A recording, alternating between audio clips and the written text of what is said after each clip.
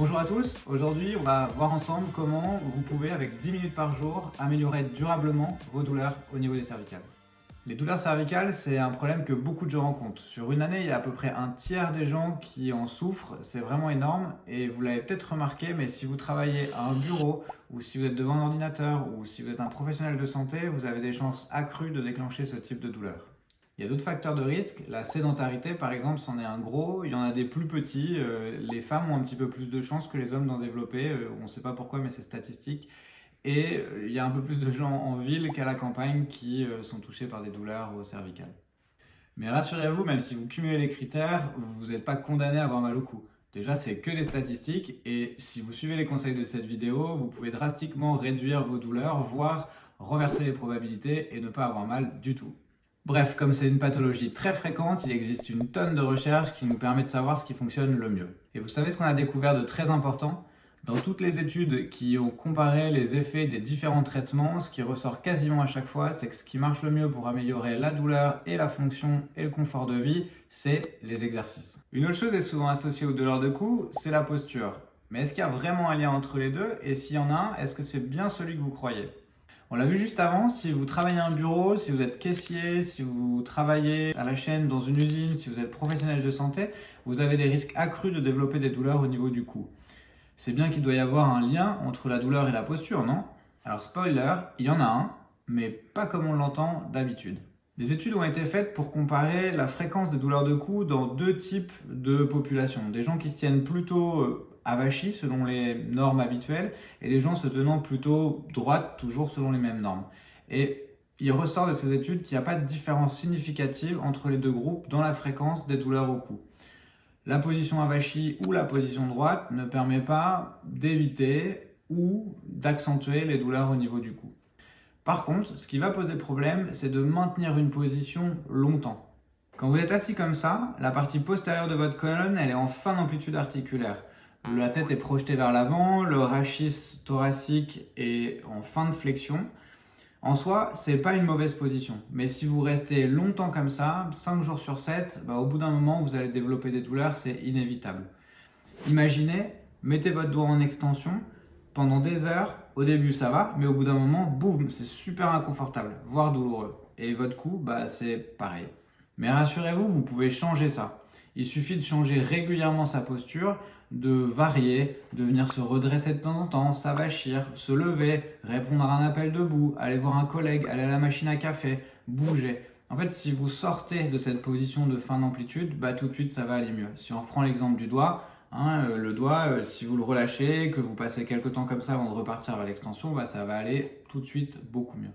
De plus, faire quelques exercices articulaires, ça va vraiment vous aider pour relâcher les tissus et ça, on va en voir deux tout de suite. Le premier exercice, ça va être de la flexion-extension au niveau des cervicales. C'est un exercice que vous pouvez faire aussi bien assis que debout. Il est très facile à faire au bureau. Vous allez pouvoir venir essayer de toucher la poitrine avec le menton, puis venir pencher la tête en arrière le plus loin possible.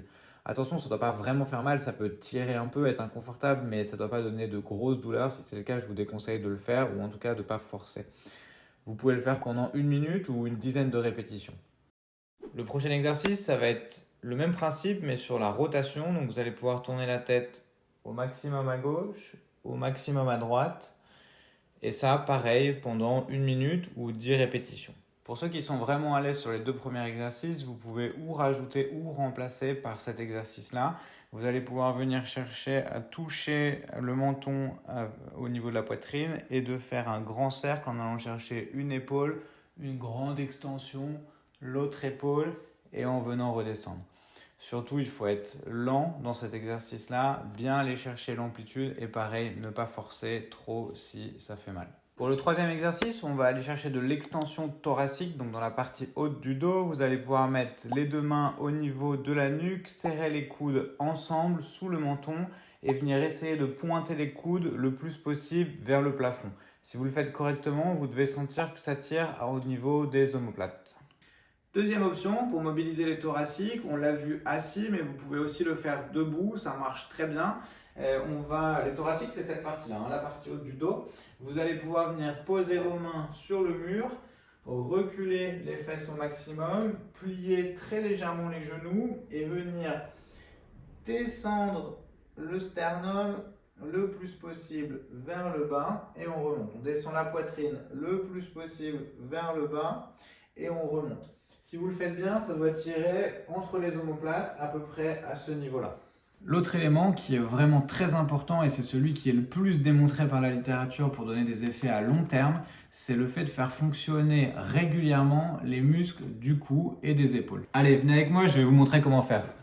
Le premier exo, c'est de l'élévation latérale. Vous allez voir, ça va chauffer dans les épaules, mais ça travaille aussi beaucoup les muscles du cou et les trapèzes. Si vous le faites devant un miroir, par exemple, vous pouvez voir tous ces muscles se contracter. Ce qui est bien avec cet exercice, c'est que vous pouvez le faire avec ce que vous avez sous la main. Des petits poids, des petites bouteilles d'eau, d'huile, des pots, des bandes élastiques, mais attention, c'est plus dur comme ça. Essayez de bien vous redresser, c'est l'occasion de changer un peu de position si vous êtes assis juste avant, par exemple. L'idée, c'est de monter les mains aux épaules environ, c'est inutile d'aller trop haut. Et pour que ça travaille de façon intéressante, il faut retenir la descente afin qu'elle se fasse lentement. 2 à 3 secondes, c'est parfait. Pour le nombre de répétitions, ça va vraiment dépendre du poids ou de l'élastique que vous utilisez. Il faut le faire jusqu'à ce que ça fatigue les épaules, le cou.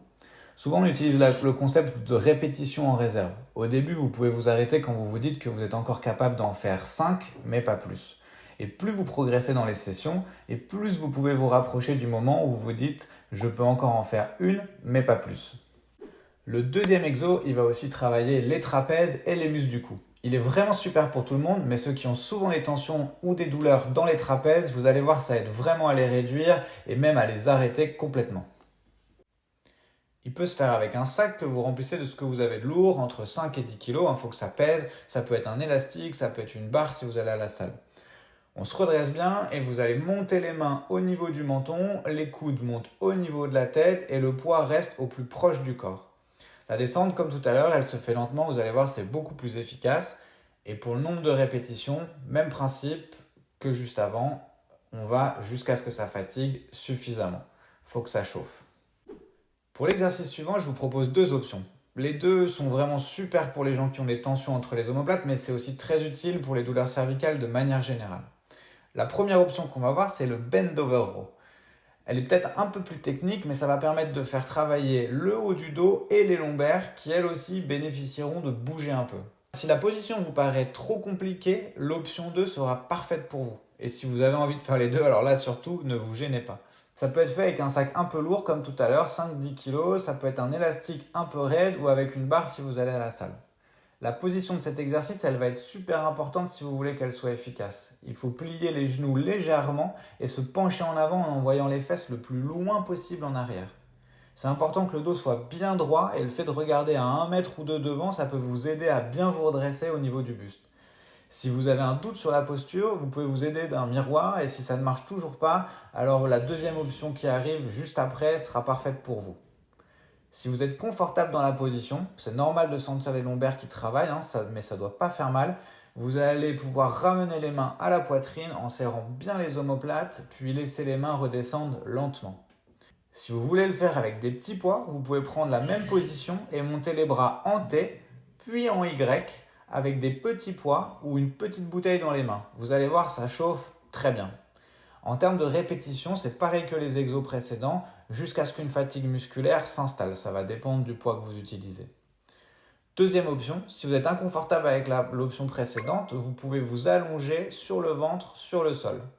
Vous pouvez mettre les mains à hauteur des épaules pour former un T et les mains vers le bas. Vous allez ensuite pouvoir monter les mains vers le plafond en serrant bien les omoplates. Vous pouvez tenir comme ça 5 à 10 secondes, puis redescendre. Ensuite, on place les mains un peu plus haut pour former un Y avec les bras et on soulève les mains le plus haut possible en gardant les bras tendus et en serrant bien les omoplates. Pareil, vous pouvez tenir 5 à 10 secondes puis relâcher. Et vous pouvez répéter cet enchaînement jusqu'à fatigue. Si vous trouvez ça trop facile, vous pouvez prendre une petite bouteille d'eau ou un petit poids dans chaque main et vous allez voir tout de suite, ça travaille beaucoup plus. Pour ce qui est de la position de la tête, vous pouvez la laisser poser sur le sol ou la soulever. La première option, ça va un peu plus travailler entre les omoplates. La deuxième, ça va un peu plus travailler les lombaires. Vous pouvez choisir celle qui vous plaît le plus ou alterner les deux pour travailler de 2 manières différentes. Et la super bonne nouvelle, c'est qu'il n'y a pas besoin de passer des heures à la salle pour en ressentir les bénéfices. 10 minutes par jour, 4 à 5 fois par semaine, ça suffit pour avoir de super bons résultats. Point important, il faut savoir que ça prend du temps. Vous allez voir, vous allez certainement avoir des bénéfices assez rapides à faire ces exercices-là. Mais pour avoir le maximum de résultats, il faut vous laisser du temps, 1 mois, 2 mois, 3 mois. On parle de changement musculaire, de changement d'amplitude articulaire et ce n'est pas quelque chose qui se fait sur le court terme. C'est vraiment dans la régularité que vous aurez le maximum de résultats. Je vous remercie de m'avoir écouté, je vous dis à bientôt et prenez soin de vous.